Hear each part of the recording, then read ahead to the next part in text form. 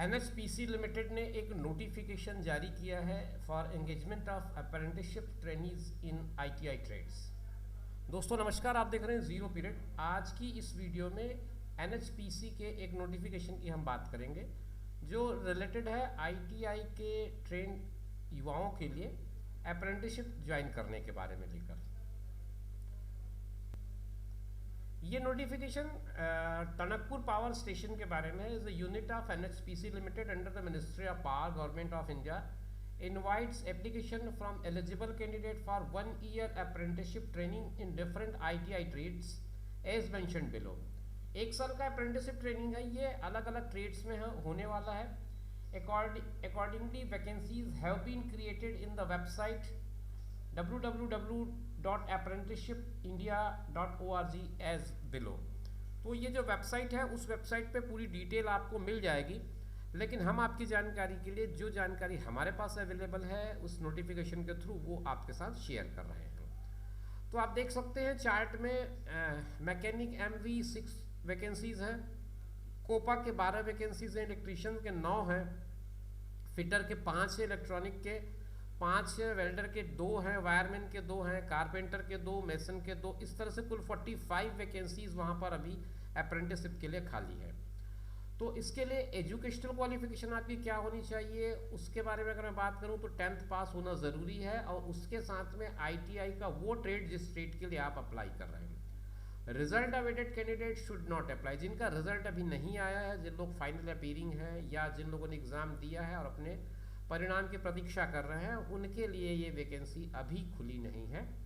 Passed out ITI candidate during 2019, 2020, 2021 and 22 shall apply only. तो 2019 के पहले अगर आपने आईटीआई किया हो तो भी आप एलिजिबल नहीं है। 2019, 2020, 21 और 2022 अगर आपने इन 4 सालों में आईटीआई अपनी पूरी की है तभी आप इसके लिए एलिजिबल हैं। और ट्रेनिंग का ड्यूरेशन 1 साल का होगा, ये बात उन्होंने बता दी है। स्टाइपेंड आपको जो मिलेगा, stipend will be paid as per apprenticeship act 1961। जो एक्ट में लिखा है उसके हिसाब से आपको स्टाइपेंड मिलेगा। एज लिमिट आपकी 18 से 25 के बीच होनी चाहिए, और रिलैक्सेशन जो मिलेगा वो अपर एज रिलैक्सेशन होगा। गवर्नमेंट ऑफ इंडिया गाइडलाइंस जो SC, ST, OBC के लिए है वो इसमें इम्प्लीमेंट होगा।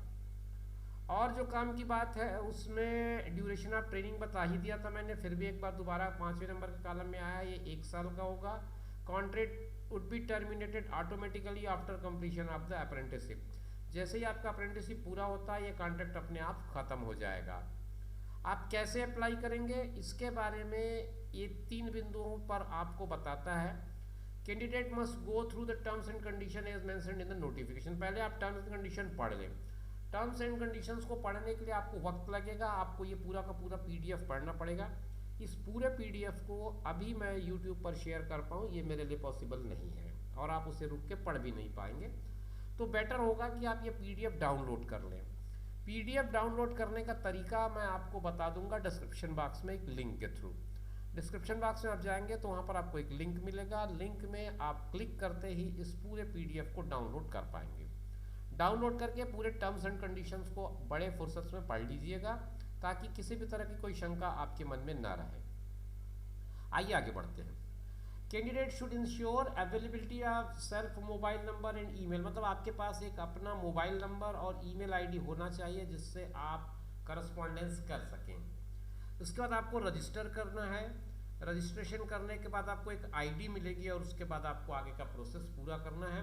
Candidate are required to send application along with self attested copy of relevant documents on the address mention below. इस पते पर आपको अपने सारे डॉक्यूमेंट्स भेजने हैं, ये बात इसमें लिखी हुई है। Application received after last date will not be considered. तो लास्ट डेट के बाद अगर आप अप्लाई करेंगे तो फिर ये आपका आवेदन स्वीकार नहीं किया जाएगा। अब आपके मन में जिज्ञासा आ रही होगी कि इसका लास्ट डेट क्या है, तो मैं आपको आगे वो भी बताऊंगा। आप वीडियो पर बने रहिए, आगे आपको ये भी पता चल जाएगा कि इसमें आवेदन करने की अंतिम तिथि क्या है।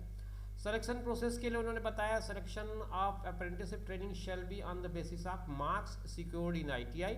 If 2 or more candidates secured equal marks with preparing merit list, then the candidate of higher age, जो जिसकी उम्र बड़ी होगी उसको प्राथमिकता दी जाएगी, एक सामान्य नियम है। अब एक और महत्वपूर्ण बात ये लिखते हैं, candidate who have already undergone apprenticeship training should not apply. अगर आपने पहले भी कोई अप्रेंटिसशिप ट्रेनिंग कर लिया है तो आपको अप्लाई करने की ज़रूरत नहीं है, आपकी एलिजिबिलिटी इस पर नहीं बनती। ये इंपॉर्टेंट डेट्स हैं जिसके बारे में मैंने आपसे जिक्र किया। ऑनलाइन एप्लीकेशन 13/4 से शुरू हो गया है और उसके बाद last date of enrolling the apprenticeship portal, इस पोर्टल पे आपको अपना एनरोलमेंट जो करना है वो 3/5 के पहले पहले कर लेना है और रिसिप्ट ऑफ एप्लीकेशन जो होगा वो 15/5 के पहले पहुंच जाए।